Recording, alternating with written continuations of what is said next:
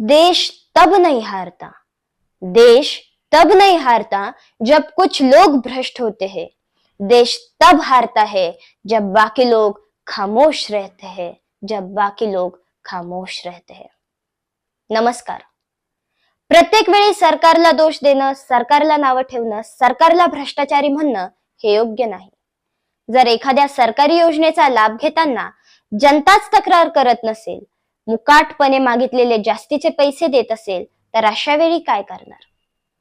खरं म्हणजे इथे किती पैसे लागणार आहे याची माहिती या दरवाजावर लावलेली आपण बघू शकतो.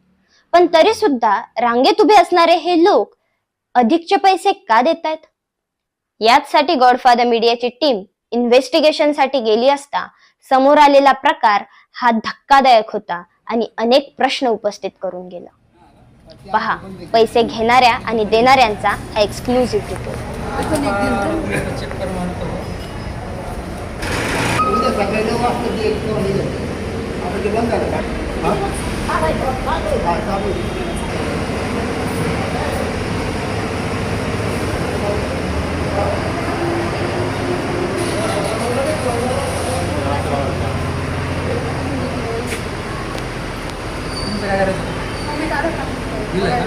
बघतोय मग थांबून बसा.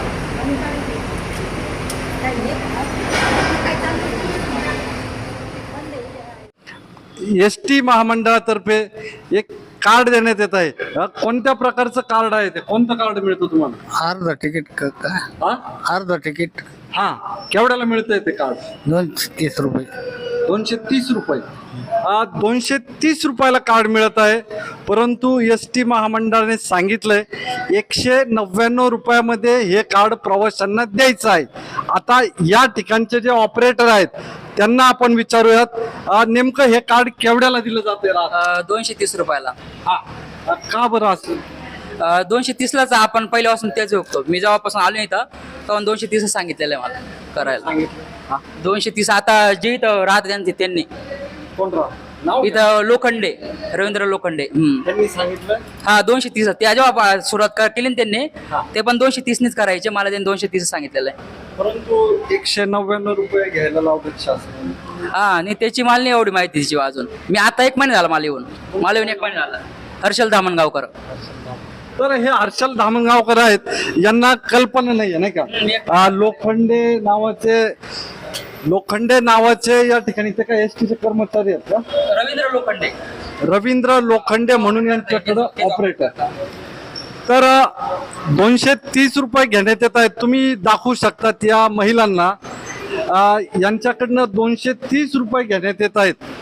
आपल्या बरोबर नागरिक आहेत. काय सांगाल, हे कार्ड 199 ऐवजी 230 रुपयाला मिळतं? त्यांनी घ्यायला कोण ना? पण तुम्ही जर एस टी महामंडळाने जर एवढी सुविधा केलेली 190लाच देऊ राहिले, 199 देऊ राहिले, मग त्यांनी 199च घ्यायला पाहिजे. हिची कल्पना नव्हती लोकांना. त्यांनी फक्त आपल्या लोकांचे आधार कार्ड घेतले आणि त्यानुसार त्यांनी सांगितलं 230 भरत म्हणून प्रत्येक पब्लिकने 230 भरले. त्याची पावती वगैरे त्याची पावती वगैरे नाही दिली. नाही, पावती वगैरे नाही दिली त्यांनी. पावती वगैरे काहीच मिळत नसताना 230 रुपये घेतले जात आहेत. मुख्यमंत्री देवेंद्र फडणवीस यांच्या राज्यामध्ये अनेक प्रकारच्या चांगल्या योजना नागरिकांसाठी राबवल्या जातात. परंतु शासकीय शुल्क 199 रुपये असताना 230 रुपयांची सरसकट वसुली या कार्डसाठी करण्यात येत आहे. हे आधार कार्ड आहे, परंतु ह्या पद्धतीचं एस टी तर्फे कार्ड देण्यात येतं. NCMC card. याला NCMC कार्ड. NCMC कार्ड म्हणतात. आणि या कार्डसाठी राहत्यामध्ये 230 रुपये घेण्यात येत आहे. एसटी महामंडळाच्या या NCMC कार्डसाठी इथले लोक आनंदाने 30 रुपये जास्तीचे देत असतील का? पैसे दिल्याची पावती सुद्धा लोक मागत नसतील का?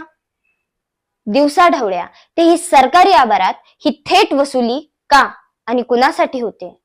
इथली सरकारी यंत्रणा डोळे झाकून का गप्प आहे? यावर तुमची प्रतिक्रिया काय ते आम्हाला कमेंट बॉक्स मध्ये अवश्य कळवा. आणि godfather channel like, share, subscribe, follow करायला विसरू नका. धन्यवाद.